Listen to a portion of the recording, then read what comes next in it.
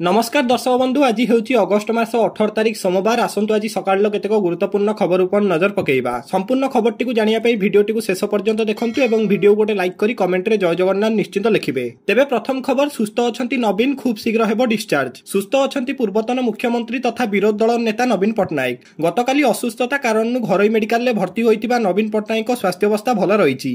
आज तांकु मेडिकल रु डिस्चार्ज करा जिवो बोली सूचना मिलिछि। डिहाइड्रेशन जनित समस्या पई रविवार संध्या प्राय 5:15 से डाक्तरखाना रे भर्ती होइथिले। नवीन पट्टनायक को देखा करिया पई स्वास्थ्य मंत्री मुकेश महालिंग हॉस्पिटल को जाई स्वास्थ्य अवस्था पचारि बुझचंती। सेहिपरि बीजेडी बहुत वरिष्ठ नेता मेडिकल ने पहुंचिथिले। नवीन को सुरक्षा पई घरोई हॉस्पिटल आगे एक प्लाटून पुलिस फोर्स मुतयन करा जाईछि। सर्विकल आर्थराइटिस अस्त्रोपचार निमंते जून मास 20 तारिख रे मुंबई जाइथिले नवीन पट्टनायक। सेठारे 20 दिन रहिया परे गत जुलाई मास 12 तारिख दिन नवीन पट्टनायक भुवनेश्वर फेरिथिले। सेपटे मुख्यमंत्री मोहन चरण माझी एवं केंद्र मंत्री धर्मेंद्र प्रधान ट्वीट करी नवीन पट्टनायक आशु आरोग्य कामना करचंती।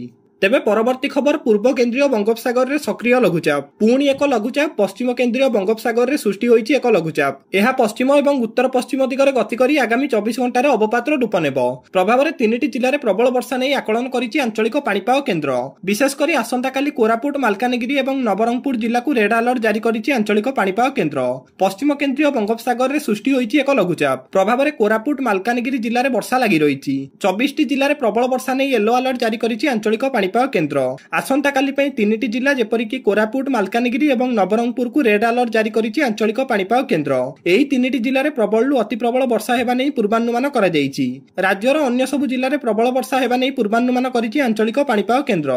सेपटे प्रस्तुत रहियाकु जिला प्रशासन को सतर्क कराइछन्ति एसआरसी। 19 अगस्त सुधा दक्षिण ओडिशा एवं उत्तर आंध्र प्रदेश उपकूल अतिक्रम करिबो लघुचाप। लघुचाप सक्रिय थिले भी विशेष वर्षा हेउ नै। दुर्बल लघुचाप कारण 9टी जिल्ला रे नियंटिया वर्षा होईछि। किंतु आगुको आस्तिबा लघुचाप नियंटिया स्थिति को भरणा करियो बोली आशा करा जाउछि। पाणीपाग केंद्रर आकलन अनुसार अगस्त 23 बेलकु आउ एक लघुचाप सृष्टि होई पारे। तेबे परवर्ती खबर पुटिन को परे आज यूक्रेन राष्ट्रपति को भेटिबे अमेरिका राष्ट्रपति। आज अमेरिका राष्ट्रपति एवं यूक्रेन राष्ट्रपति मध्य रे साक्षात आलोचना हेबो। अमेरिकार वाशिंगटन डीसी रे दुई नेता मध्य रे आलोचना पई स्थिर होईछि। एनै सूचना दैछन्ति यूक्रेन राष्ट्रपति। यूक्रेन रूस मध्य रे युद्ध विरति पई शनिवार रूस राष्ट्रपति व्लादिमीर पुटिन एवं ट्रम्प को मध्य रे बैठक बसितिला। अलास्का रे बसिथिबा ई बैठक रे ट्रम्प एवं पुटिन को मध्य रे 3 घंटा काल आलोचना होइथिले भी रूस यूक्रेन युद्ध विरति पई कौनसी सहमति होई पार नथिला। एहा परे यूक्रेन राष्ट्रपति सहित संभाव्य आलोचना नै ट्रम्प सूचना दैथिले। तेबे आज ट्रम्प एवं जेलेंस्की को आलोचना उपरे सारा विश्वर नजर रहिछि। तेबे परवर्ती खबर एनडीए घोषणा कला उपराष्ट्रपति प्रार्थी। महाराष्ट्रर राज्यपाल सीपी राधाकृष्ण को एनडीए तरफ उपराष्ट्रपति प्रार्थी भाबे घोषणा करा जाईछि। रविवार बीजेपी संसदीय दल बैठक रे तांको नाम घोषणा करा जाईछि। बीजेपी राष्ट्र अध्यक्ष जेपी नड्डा कहिसंति कि सीपी राधाकृष्ण एबे महाराष्ट्रर राज्यपाल अछंती। एहा पूर्वरु से झारखंडर भी राज्यपाल थिले। से 40 वर्ष धरि राजनीति रे रहिसंती। एहा सहित से 2 थर सांसद भाबे मध्य निर्वाचित होइसंती। सीपी राधाकृष्ण 2004 रु 2007 पर्यंत तमिलनाडु रे बीजेपी रो अध्यक्ष थिले। एनडीए उपराष्ट्रपति प्रार्थी घोषणा करिछि हेले इंडिया मेंट तरफरु एनै कौनसी स्पष्ट चित्र देखियाकु मिलिनी। हेले विरोधी मेंट तरफरु खूब शीघ्र प्रार्थी घोषणा करा जिवो बोली आशा करा जाउछि। तेबे परवर्ती खबर सरल हेला खरीफ पंजीकरण प्रक्रिया। सरल हेला चासी पंजीकरण। चलित खरीफ ऋतु चासीଙ୍କ ପାଇଁ पंजीकरण को सरलीकरण करिसंती राज्य सरकार। एणिकी आउ दरकार नै वंशानुक्रमिक प्रमाण पत्र।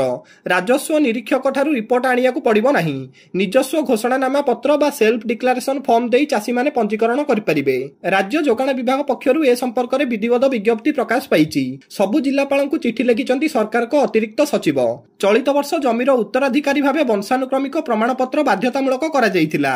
जेउ प्लॉट बापा किंबा जेजेबापाको नारे रहिछि तार उत्तराधिकारी केउ माने अछंती तार प्रमाण पत्र आरआई को ठारू आनियाकु पडुथिला। एहा सहित लीगल हेयर थिबा समस्त सदस्यक अनुमति पत्र भी दरकार पडुथिला। तेबे एसौ प्रक्रिया को हटाई चासी पंजीकरण को सरलीकरण करचंती राज्य सरकार। तेबे परवर्ती खबर राहुल गांधी को भोट चोरी अभियोगर जवाब रखिले निर्वाचन कमिशन। विरोधी दल नेता तथा कांग्रेस सांसद राहुल गांधी को भोट चोरी अभियोगर जवाब रखिचंती भारतीय निर्वाचन कमिशन। भोट चोरी अभियोग को संपूर्ण खंडन करचंती निर्वाचन कमिशन। कहिचंती भोट चोरी होइतिले एहा विरोध रे कोर्ट रो द्वारस्थ होई परिबे। आम पई केही पक्ष बा विपक्ष नांती आमे समस्तक समकक्ष।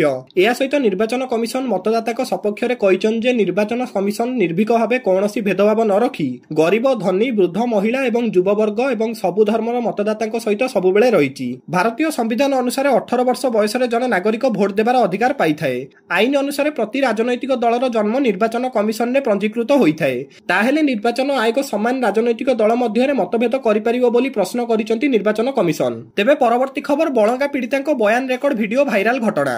ସୋସିଆଲ ମିଡିଆରେ ବୁଲୁଛି ବଳଙ୍ଗା ପୀଡ଼ିତାଙ୍କ ଶେଷ ବୟାନ। ଭିଡିଓଟି ତଦନ୍ତ ସମୟର ବୋଲି ଜଣାପଡୁଛି। ଏଥିରେ ଜଣେ ମହିଳା ଅଧିକାରୀ ପୀଡ଼ିତାଙ୍କ ଠାରୁ ବୟାନ ରେକର୍ଡ କରୁଛନ୍ତି। ସେ ପୀଡ଼ିତାଙ୍କୁ ବିଭିନ୍ନ ପ୍ରଶ୍ନ କରୁଛନ୍ତି, ଯେଉଁଠି କେବଳ ସ୍ୱୀକୃତିପ୍ରାପ୍ତ ପୋଲିସ ଅଧିକାରୀଙ୍କୁ ସୁଯୋଗ ମିଳିଥିଲା। ହସ୍ପିଟାଲ କର୍ମଚାରୀଙ୍କୁ ମଧ୍ୟ ସେଠାରେ ରଖାଯାଇ ନଥିଲା। ପୋଲିସ ଏହି ବୟାନ ରେକର୍ଡ କରି କୋର୍ଟରେ ଉପସ୍ଥାପନ କରିବାର ଥିଲା। ହେଲେ ଏଠି ପ୍ରଶ୍ନ ଉଠୁଛି, ତାହା କେମିତି ସାମାଜିକ ଗଣମାଧ୍ୟମକୁ ଆସିଛି? ଏହା ଏକ ସମ୍ବେଦନଶୀଳ ଘଟଣା। ଏହା କୌଣସି ପରିସ୍ଥିତିରେ ବାହାରକୁ ଆସିବା କଥା ନୁହେଁ। କିଏ ଏହାକୁ ସର୍ବସାଧାରଣଙ୍କ ନିକଟକୁ ଆଣିଛି ତା ନେଇ ଉଠୁଛି ପ୍ରଶ୍ନ। ନାବାଳିକାଙ୍କ ମୃତ୍ୟୁ ଦିନ ହିଁ ପୋଲିସ ଘଟଣା ପଛର ରହସ୍ୟ ଖୋଲିଥିଲା। ନାବାଳିକାଙ୍କ ମୃତ୍ୟୁ ଘଟଣାରେ ଆଉ କେହି ସାମିଲ ନାହାନ୍ତି ବୋଲି ପୋଲିସ ଟ୍ୱିଟ୍ କରି କହିଥିଲା। ବଳଙ୍ଗା ପୀଡ଼ିତାଙ୍କ ବୟାନ ରେକର୍ଡ ଭିଡିଓ ଭାଇରାଲ ପରେ ରାଜ୍ୟ ସରକାର ଏବଂ ଓଡ଼ିଶା ପୋଲିସକୁ ଘେରିଛି ବିଜେଡି। ଭାଇରାଲ ହେଉଥିବା ଭିଡିଓଟି କେଉଁଠି ଆସିଲା ତା ପୋଲିସ ସ୍ପଷ୍ଟ କରୁ ଏବଂ ଏଥିରେ ଉପମୁଖ୍ୟମନ୍ତ୍ରୀ ପ୍ରଭାତୀ ପରିଡ଼ାଙ୍କ ସମ୍ପୃକ୍ତି ରହିଛି ବୋଲି ବିଜେଡି ଅଭିଯୋଗ କରିଛି। ପୁଣି ଥରେ ମହିଳାଙ୍କ ସୁରକ୍ଷା ନେଇ ପ୍ରଶ୍ନ ଉଠାଇଛି। ତେବେ ପରବର୍ତ୍ତୀ ଖବର, ଭୂମିହୀନକୁ କେବେ ମିଳିବ ସୁଭଦ୍ରା ଯୋଜନା? ଭୂମିହୀନକୁ କେବେ ମିଳିବ ସୁଭଦ୍ରା ଯୋଜନା? ଏହି ଯୋଜନା ଏବେ ବାଟବଣା ହେବାର ଲାଗିଛି। ଏପରି ଏକ ଖବର ଆସିଛି ପୁରୀ ଜିଲ୍ଲା କୃଷ୍ଣପ୍ରସାଦ ବ୍ଲକ ହୁଜଙ୍ଗ ଗାଁରୁ। ଏହି ଗାଁରେ ଥିବା ଭୂମିହୀନ ପରିବାର ଏଥିରୁ ବାଦ ପଡ଼ିଛନ୍ତି। ପରିବାର ପାଖରେ 8 ଏକର ଜମି ଅଛି ଦର୍ଶାଇ ସୁଭଦ୍ରା ଯୋଜନାରୁ ବାଦ ପକାଇଛନ୍ତି ସ୍ଥାନୀୟ ପ୍ରଶାସନ। ରାଜସ୍ୱ ନିରୀକ୍ଷକଙ୍କ କାର୍ଯ୍ୟାଳୟକୁ ଯାଇ ନିଜର ଜମି ନାହିଁ ବୋଲି ପ୍ରମାଣପତ୍ର ଆଣି ବ୍ଲକ କାର୍ଯ୍ୟାଳୟରେ ଦେଇ ମଧ୍ୟ ଯୋଜନାରୁ ବାଦ ପଡ଼ିଛନ୍ତି।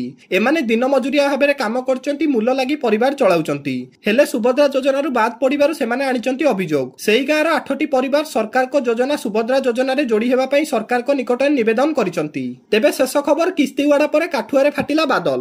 ଜମ୍ମୁ କାଶ୍ମୀର କିସ୍ତିୱାଡ଼ା ପରେ ଏବେ କାଠୁଆ ଜିଲ୍ଲାରେ କାଳ ହୋଇଛି ବାଦଲ ଫଟା ବର୍ଷା। ବାଦଲ ଫଟା ବର୍ଷା ଯୋଗୁଁ ପ୍ରବଳ କ୍ଷୟକ୍ଷତି ହୋଇଛି। ଅନେକ ଘର ପୋତି ହୋଇଯାଇଛି ଏବଂ ଜମ୍ମୁର ପଠାନକୋଟ ଜାତୀୟ ରାଜପଥରେ ଏକ ଅଂଶ କ୍ଷତିଗ୍ରସ୍ତ ହୋଇଛି।